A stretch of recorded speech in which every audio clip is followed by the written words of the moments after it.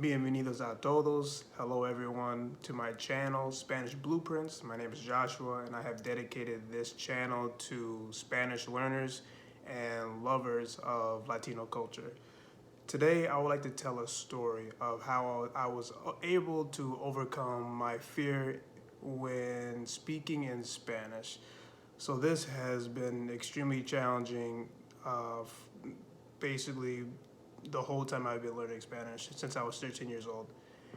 And June, June of 2020, I decided I wanted to focus on a few different themes within Spanish and that I needed to progress in because I either it lacked the vocabulary or I didn't know how to talk or I didn't know how to have a conversation with someone about this theme.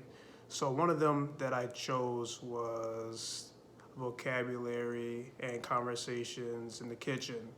So that would be related to cooking and everything food. So I had a list of methods of what I would of the way that I would that would better this area. Think of talking about the food in the kitchen and cooking. So how would someone be able to do that, right? You could write a story, you could read about it online, you can just listen to a conversation about someone cooking.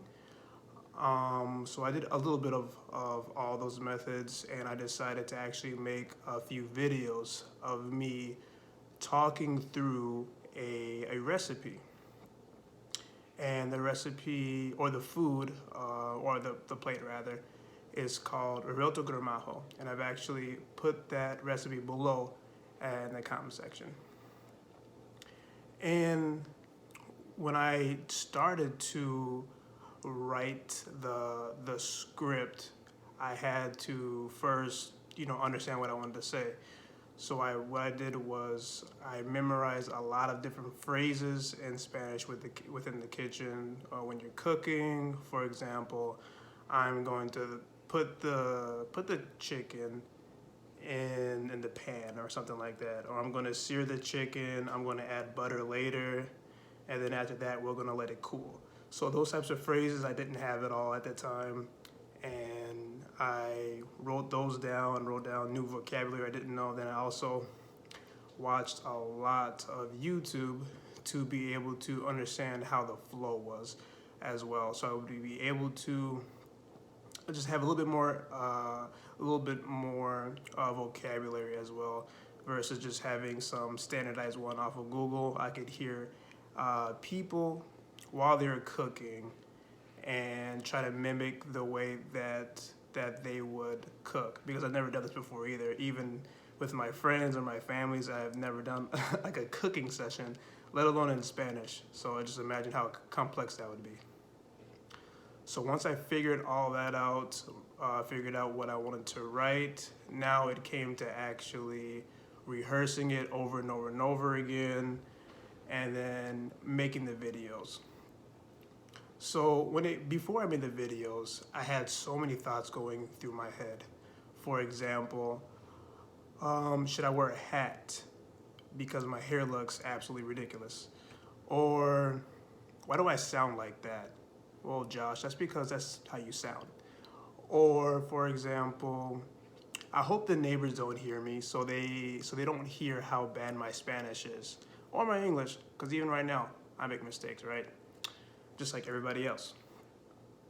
And then another one was, or how I'm going to be able to even memorize all of these phrases, because cooking takes a decent amount of time, right? It's a decently complex process that you have to explain to someone. Although it can be simple, but it's just a decent amount to remember. So I had all these things going through my head, but just if you think about it, I'm about to cook.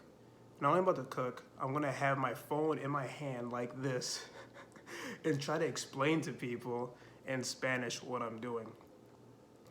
So it's best if you get rid of all of those negative thoughts. And the one phrase I would use for how you would overcome all that negativity and all that fear that's going on in your head before you are about to speak or while you're speaking, is just do it. And why? Because no matter how bad you feel, you can still do what you want to do. So I had a lot of fear going before I made the video. Oh, I'm going to stutter a lot. I'm not going to remember everything. But even through that, I still had the decision to just do it. And that's what I did. I started, well, it took me maybe a few minutes prior to making the video. I'm like, should I do this? No, it's just kind of dumb. And then I just started to speak. I started to cook. And keep in mind that when you're cooking, you only, for the most part, you only get one chance. So I kind of just did bit by bit with explaining what I was doing with the recipe. And eventually I finished the video and I was really proud of myself. And then I ended up sending it to all my friends. I even thought about putting my video on YouTube, but at the time I had no idea what I was doing, and all my videos were kind of flip-flopping. I didn't know how to combine them, and I was like, nah, forget it. But not the point. It was a very good experience of increasing my pronunciation within Spanish, learning new Spanish vocabulary, and then also explaining a process within Spanish, because that's also important, whether it's with a friend or with someone in the street, just being able to explain and doing that fluidly. So this method of making a video of yourself while you're speaking helped me out a ton. And I know it can help you out too, because you'll start to get over that fear of speaking, because now it's you and the camera. You're able to hear yourself speak. And a lot of the times, that's very nerve-wracking, because I don't know how to explain it, but you're not used to looking at yourself and hearing yourself speak, and then even more so in Spanish.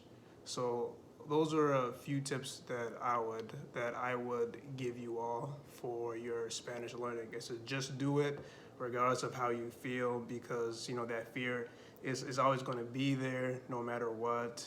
It's okay to make mistakes, and even when you're talking about something complex as cooking, it's okay if you mess up some of your words, or you can't remember every complex phrase or anything like that. You don't have to be perfect. That's what you're looking for.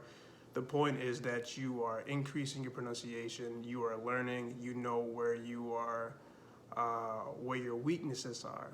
And then for me, that's also what I learned a lot as well after revising the videos and just studying them over and over again, studying the way that I speak, studying how I sound, and that helped out profoundly in increasing how I speak in Spanish.